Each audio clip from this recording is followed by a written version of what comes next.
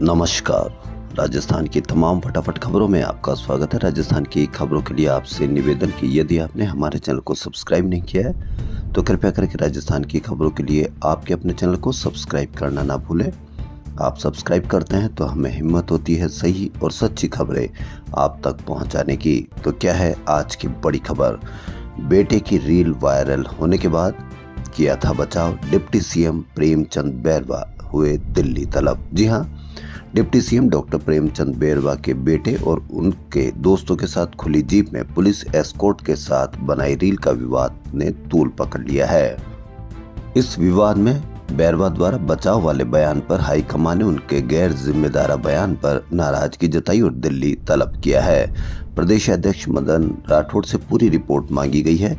उधर राष्ट्रीय संगठन महामंत्री बीएल संतोष के जयपुर प्रवास के दौरान वायरल हुई रील से संगठन भी नाराज है।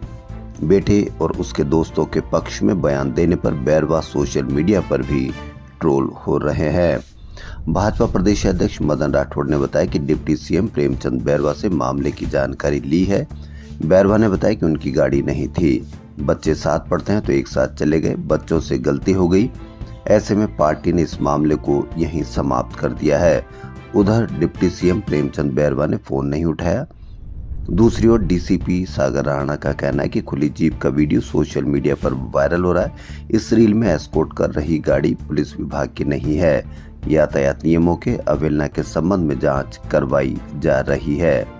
यानी बेटे की रील वायरल होने के बाद किया था बचाव, लेकिन अब और उस पर भी बचाव किया जा रहा है। एक रिश्वत के मामले में डबल ए बोले, दिवाली आ रही है, रंग रोगन भी तो कराना है, इसलिए घूस मांग रहा हूं। जी हां, दिवाली के पास आते ही भ्रष्टाचार निरोधक ब्यूरो ने शनिवार को जयपुर निदेशालय के ऑडिट विभाग के सहायक प्रशासनिक अधिकारी को 12,000 रुपए की ऑनलाइन रिश्वत लेते हुए गिरफ्तार किया। हिम्मत की बात, ऑनलाइन भी रिश्वत ले सकता है कोई आदमी। इंचार्ज से ऑडिट रिपोर्ट में विभागीय कार्रवाई नहीं करने के एवज में घूस मांग रहा था। आरोपी ने रिश्वत लेते समय परिवादी को सफाई भी दी कि दिवाली आ रही है, रंग रोगन भी तो कराना है, इसके लिए घूस मांग रहा हूं। तालेड़ा बूंदी के पूर्व नरेश राव सूरजमल हाड़ा के छतरी स्थल पर शुक्रवार रात पूजा अर्चना की गई। भोमिया जी महाराज और राव सूरजमल जी के जयकारे लगाए गए। समाज बंधुओं ने बताया कि पूर्व नरेश की छतरी तोड़ने के मामले में राजपूत समाज के साथ सर्व समाज भी आ गया है। इस मामले में कोई हल निकलता नहीं दिख रहा। राजपूत समाज ने पहले ही घोषणा कर दी है कि राव सूरजमल की छतरी पुरानी जगह पर ही बनाई जाएगी। अगर मूल स्थान पर छतरी नहीं बनाई गई तो पूरे प्रदेश के समाज बंधु इस छतरी स्थल पर ही डेरा डालेंगे।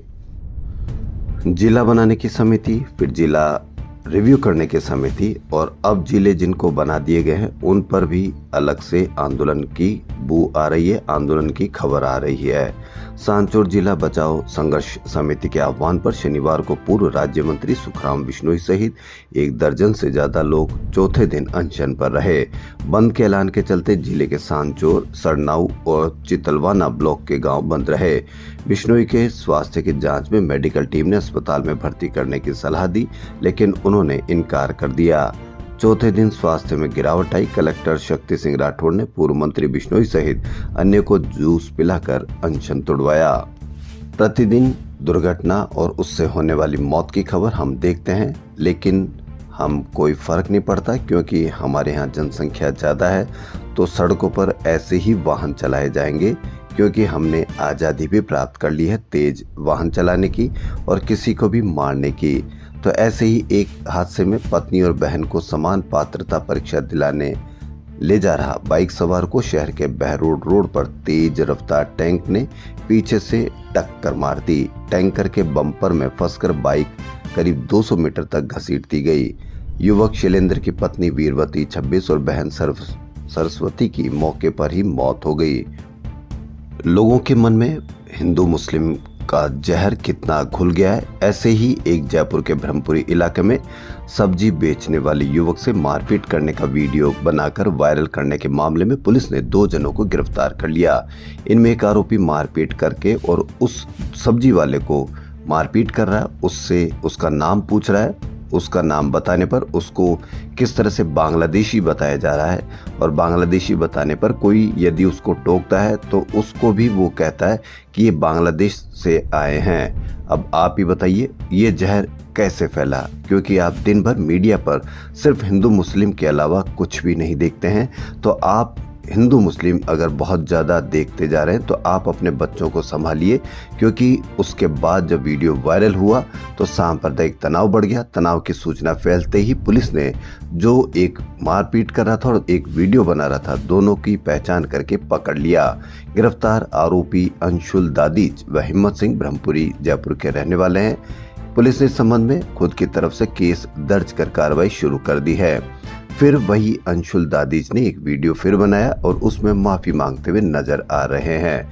लेकिन एक बार मारपीट और वीडियो वायरल होने के बाद अब उनकी परेशानी किस कदर बढ़ गई है यह आप अंदाजा नहीं लगा सकते हैं। तो इसलिए आपके बच्चे क्या देखते हैं, क्या सोचते हैं और क्या कार्रवाई करते हैं, इस पर आप अवश्य नज़र रखिए, क्योंकि मीडिया पर जिस तरह से दिखाया जाता है उस मीडिया को दिखाने पर आपके बच्चे किस तरह की कार्रवाई करेंगे, किस तरह का रिएक्शन करेंगे, यह आप जरूर नज़र रखिए।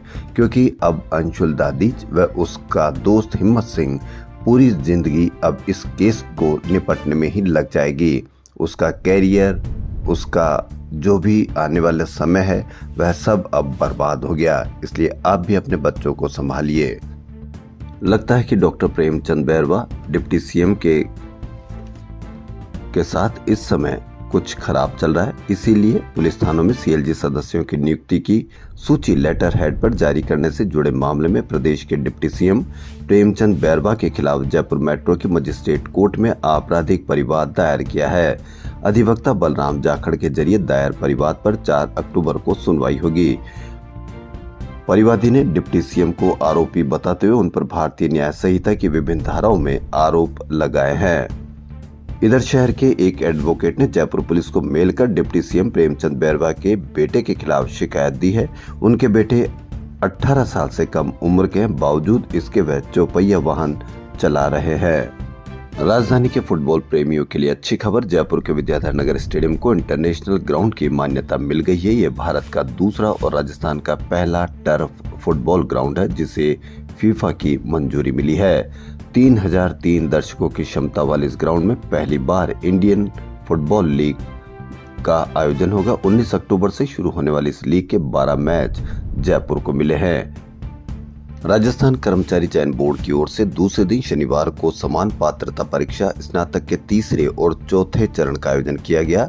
इस दौरान राजधानी जयपुर में शनिवार सुबह की पारी यानी तीसरे चरण में 85.72% और शाम की पारी यानी चौथे चरण में 88.96% उपस्थिति दर्ज की गई। तीसरे चरण में यहाँ 50,000 से 42,861 और चौथे चरण में 44,482 अभ्यर्थी परीक्षा देने पहुंचे। बोर्ड ने इस परीक्षा में पहली बार नवाचार किया है। इससे किसी को ये पता नहीं चलता कि कौन सी पारी में कौन सा पेपर आएगा। बोर्ड ने परीक्षा से 2.5-3 घंटे पहले ही लॉटरी से तय किया कि किस पारी में कौन से पेपर से परीक्षा ली जाएगी। उधर जयपुर में दूसरे जिले से आए अभ्यर्थियों की परेशानी का सिलसिला शनिवार को भी जारी रहा। यहां अभ्यर्थियों ने बताया कि उनको ना तो बस मिली और जिनको बस मिली उनको बसों में सीट नहीं मिली। वे परेशान होते रहे, उनके सुनने वाला कोई नहीं था। जयपुर में परीक्षा देने वाले आए सिरोही और बांसवाड़ा के अभ्यर्थियों ने कहा कि सरकार ने रोडवेज की बसों में निःशुल्क यात्रा की सुविधा तो कर दी, लेकिन सरकार के पास बस ही नहीं है। मुख्यमंत्री भजनलाल शर्मा के नेतृत्व में एक प्रतिनिधिमंडल ने शनिवार को झारखंड की राजधानी रांची में राइजिंग राजस्थान प्रवासी और औद्योगिक सम्मेलन में हिस्सा लिया। यह बैठक जयपुर में 9, 10, 11 दिसंबर को होने वाले rising Rajasthan global investment summit 2024 के मद्देनजर हुई। इसमें भजनलाल शर्मा ने झारखंड में रहने वाले प्रवासी राजस्थानी और मारवाड़ी समुदाय के नेताओं, व्यापारिक जगत से मुलाकात की और उन्हें राजस्थान में कारोबार करने व अपनी जड़ों से जुड़ने के लिए आमंत्रित किया। शर्मा ने कहा कि मारवाड़ी और अनिवासी राजस्थानी समुदाय राइजिंग राजस्थान समिट की मुख्य कड़ी है। वहीं राजस्थान प्रदेश कांग्रेस अध्यक्ष गोविंद सिंह डोटासरा ने शनिवार को प्रेस वार्ता में सरकार, मंत्रियों और विधायकों पर जमकर हमले किए। हरियाणा चुनाव और राहुल गांधी को लेकर भाजपा के एजेंडे पर भी टिप्पणी की। डोटासरा ने दावा किया कि अगर मदन दिलावर 5 साल तक शिक्षा मंत्री रहे तो अगले चुनाव में भाजपा को सिर्फ 5 सीटें आएगी। उन्होंने दूसरे मंत्री किरोड़ी लाल मीणा को लेकर बीजेपी प्रदेश अध्यक्ष मदन राठौड़ पर हमला किया। डोटासरा ने कहा कि मदन राठौड़ के बयान के अनुसार किरोड़ी लाल मीणा का इस्तीफा नामंजूर हो गया है, वह मंत्री के रूप में काम कर रहे हैं। यदि ऐसा है तो हम चाहते हैं कि किरोड़ी लाल रविवार को होने वाली कैबिनेट बैठक में जाए, वह उन बातों को कैबिनेट में उठाए जो अधिकारियों को कह रहे हैं। मंत्री है तो कैबिनेट में क्यों नहीं जा रहे। पीसीसी चीफ गोविंद सिंह डोटासरा ने कहा कि अगर मदन दिलावर 5 साल शिक्षा मंत्री रहते हैं तो मेरा दावा है कि बीजेपी की 5 सीट नहीं आएगी। मदन दिलावर को बीजेपी ने बदतमीजी के लिए छोड़ रखा है, कार्यकर्ताओं में आक्रोश है, सरकार आईसीयू में है। इसी तरह उन्होंने हवा महल विधायक बाल मुकुंदाचार्य पर भी साधा निशाना। उनके लिए कहा है कि विधायक को चवन्नी छाप हरकत नहीं करनी चाहिए। दुर्भाग्य है कि प्रदेश में बेटों की सरकार चल रही है। हरियाणा हाथ के साथ। डोटासरा ने हरियाणा में कांग्रेस के पक्ष में एक तरफा माहौल है, हरियाणा की जनता हाथ के साथ है, कांग्रेस क्लीन स्वीप करेगी, बीजेपी की सरकार से जनता त्रस्त है। डोटासरा ने कहा कि अब बीजेपी चारों खाने चित होगी। वॉइस ऑफ डॉक्टर सीजन 2 का ग्रैंड फिनाले रविवार यानी आज सीतापुरा स्थित Jaipur exhibition and convention centre में आयोजित किया जाएगा। इसमें प्लेबैक सिंगर अमित कुमार, पद्मश्री कविता कृष्णमूर्ति और कुणाल गांजावाला भी प्रस्तुतियां देंगे। इसमें देश विदेश के डॉक्टर हिस्सा लेंगे। शनिवार को हुए प्री फिनाले में 55+ कैटेगरी में दिल्ली के डॉक्टर अजीत कुमार ने कौन है जो सपनों में आया, यूएसए की ऑन्कोलॉजिस्ट डॉक्टर अंशु महर्षि ने और डॉक्टर रीना चौधरी, डॉक्टर मनीष कल्ला ने और भी सभी डॉक्टर्स ने अपनी अपनी शानदार प्रस्तुतियां दी। आज वर्ल्ड हार्ट डे है। जी हाँ, 29 सितंबर को वर्ल्ड हार्ट डे मनाया जाता है। आप पूरे अखबारों में, मीडिया पर या कहीं पर भी आप देखेंगे तो आपको हार्ट किस तरह से उसको सही रख सकते हैं, इसके बजाय आपको इस तरह से बताया जाएगा कि आपका हार्ट कितना कमज़ोर है। आपको बताया जाएगा कि किस एज में आप अटैक से पीड़ित हो सकते हैं, किस एज में आपका हार्ट कमज़ोर हो सकता है। लेकिन किसी मीडिया पर, किसी अखबार में डॉक्टर्स के ऐसे बयान नहीं आएंगे कि आपको बताया जाए कि किस तरह से आपका हार्ट बचपन से ही सही रख सकते हैं, किस तरह से आप बचपन में खाएं, किस तरह से सरकार को यह कहे कि बचपन से किसी को क्या खिलाया जाए, क्या पढ़ाया जाए, किस तरह से उनको दबाव कम रखा जाए। लेकिन आपको इस तरह से ये खबरें आएगी कि आपको डर लगे कि आज वर्ल्ड हार्ट डे के आने पर पूरा हार्ट लोगों का बीमार हो रहा है।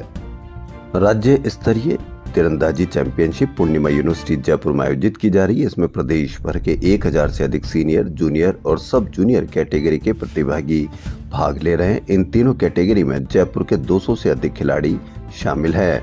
पहले दिन सीनियर कैटेगरी के 401 खिलाड़ियों ने रैंकिंग टूर्नामेंट में भाग लिया। इसमें 3 कैटेगरी के मैच खेले गए।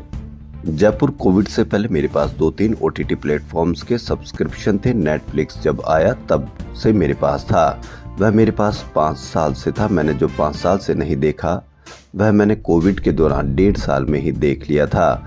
उससे क्या हुआ कि मैंने वर्ल्ड सिनेमा को एक्सप्लोर किया।